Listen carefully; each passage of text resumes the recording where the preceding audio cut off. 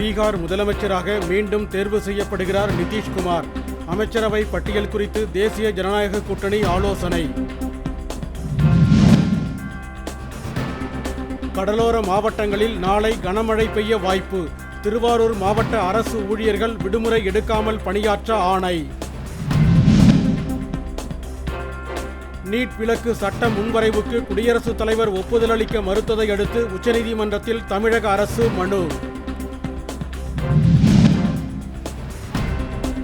வாக்காளர் பட்டியல் சிறப்பு தீவிர திருத்தப் பணியை கண்டித்து தமிழகம் முழுவதும் தமிழக வெற்றிக் கழகம் கட்சியினர் இன்று ஆர்ப்பாட்டம். இந்திய மாநிலங்களில் வேலையின்மை விகித பட்டியலில் 11வது இடத்தில் தமிழ்நாடு. கடந்த காலாண்டை விட குறைவு என தகவல். மேட்டூர் அணையிலிருந்து காவிரி பாசனத்திற்கு திறக்கப்படும் நீரின் அளவு 12,000 கன அடியிலிருந்து 9,000 கன அடியாக குறைப்பு. உத்தரப்பிரதேச மாநிலம் சோன்பத்ராவில் கல்குவாரியில் பாறைகள் சரிந்து விழுந்ததில் சிக்கிய 15 தொழிலாளர்களை மீட்கும் பணிகள் தீவிரம்.